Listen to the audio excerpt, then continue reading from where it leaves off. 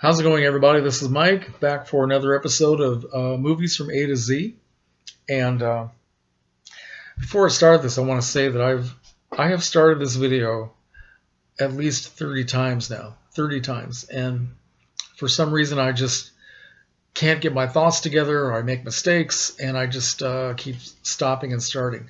And I'm starting to get a little bit frustrated here, so I'm going to try to finish this. I don't know why I'm having so much trouble doing this, but let's see what happens now.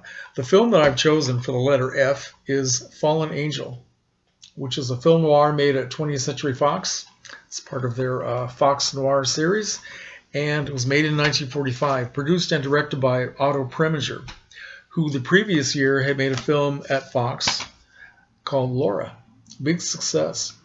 So they brought back not just Preminger, but also his cinematographer, Joseph Lachelle, the same art directors whose names escape me right now, the same musical composer for the theme, David Raksin, who had had a big hit with the theme music from Laura. Just beautiful music, became a standard.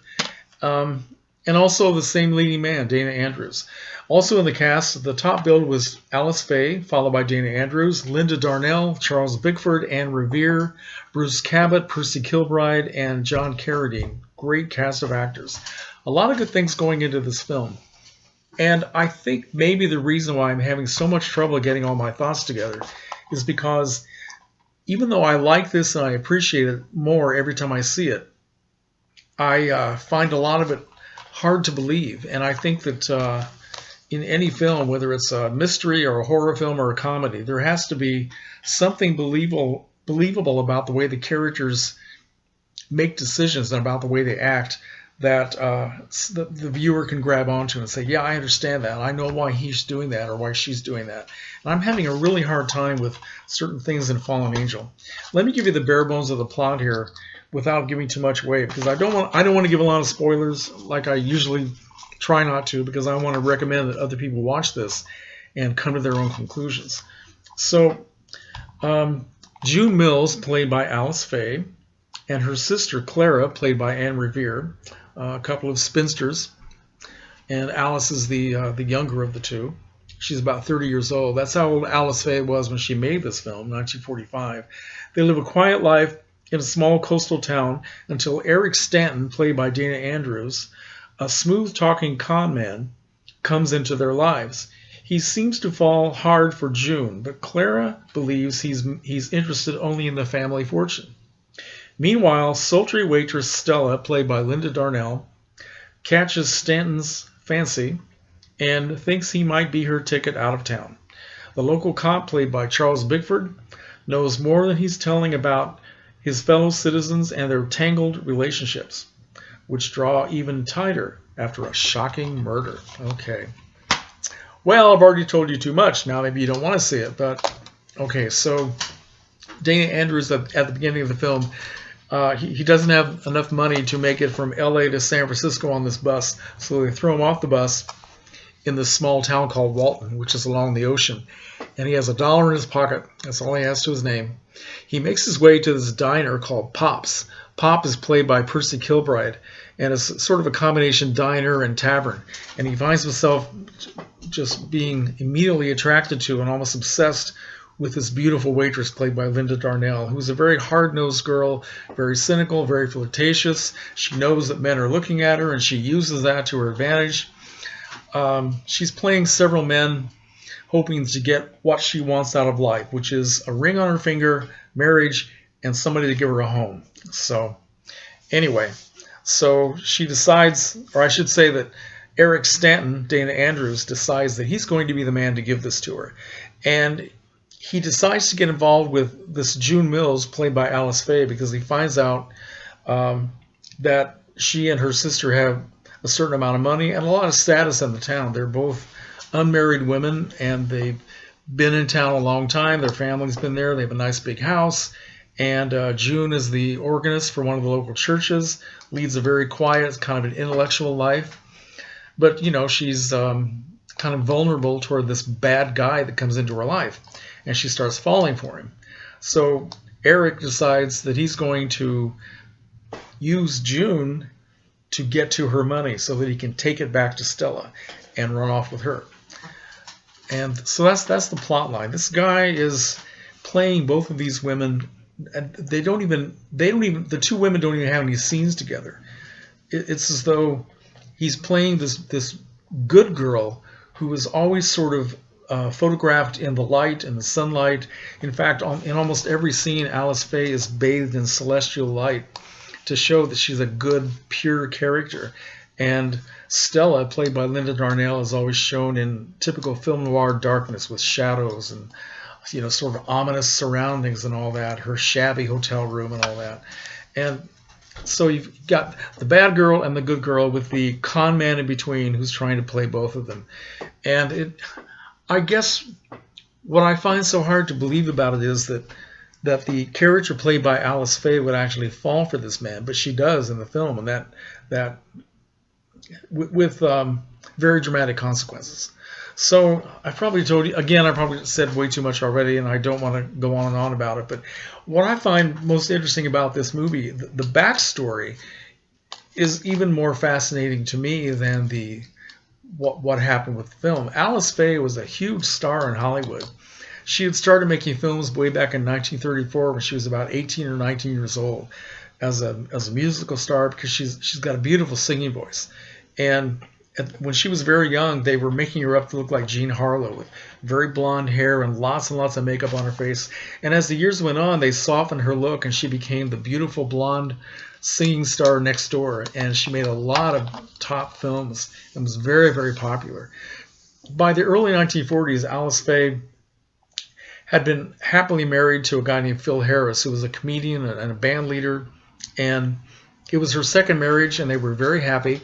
They had 2 small children, and she was anxious to spend more time with her family and do a lot less work. Plus, she wanted to get away from doing musicals. She wanted to try something dramatic.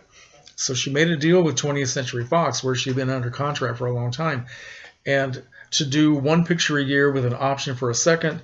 And Darryl Zanuck, who was the head of Fox, was very cooperative with her. He sent her something like 32 scripts for her to decide.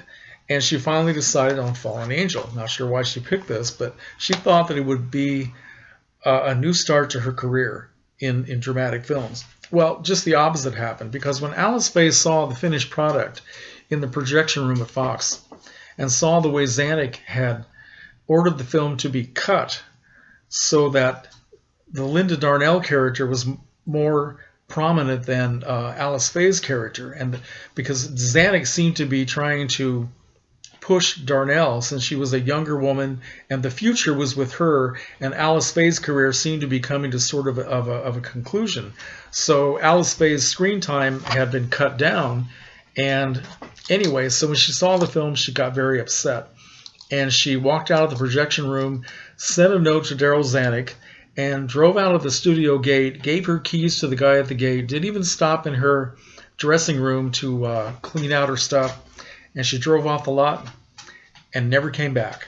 She walked out of her career at its peak because she was upset by this film. I don't even know if Alice Faye ever talked about this, but that's the story that everybody around her sort of understood.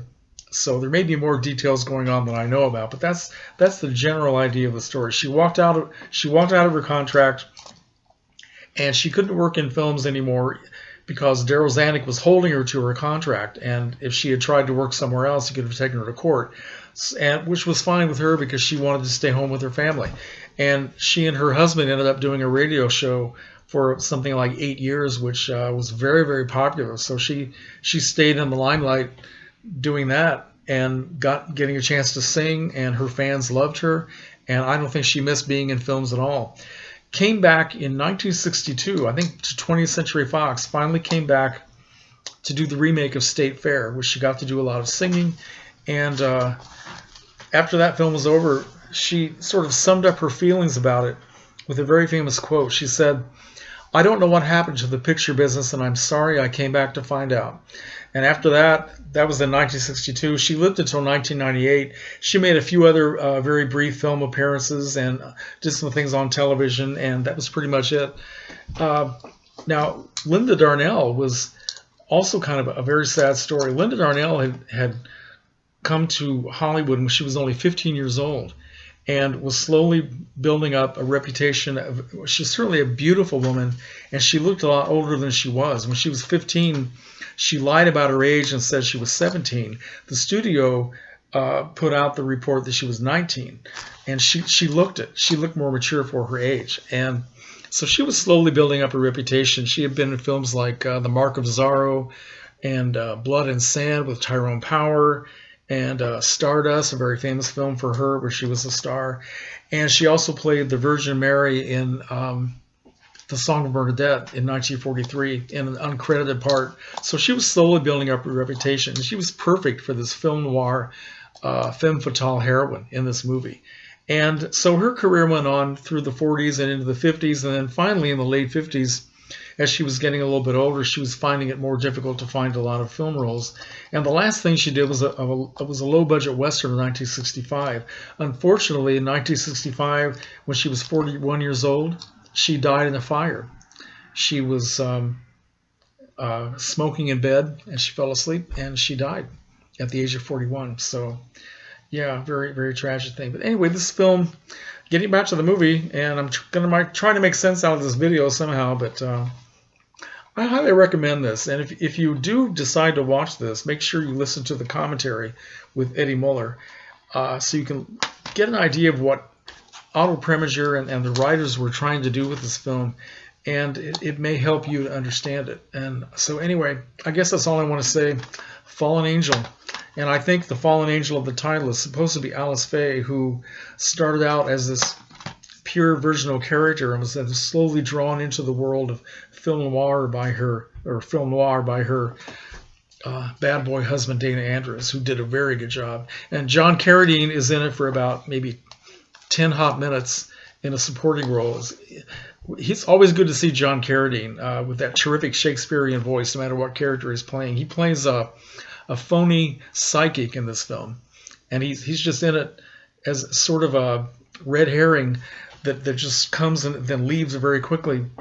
And interesting, because that's the same year that he played Dracula in House of Dracula for Universal Pictures, and he had played it once before in House of Frankenstein. So for those of you who like John Carradine, it's a good chance to see him.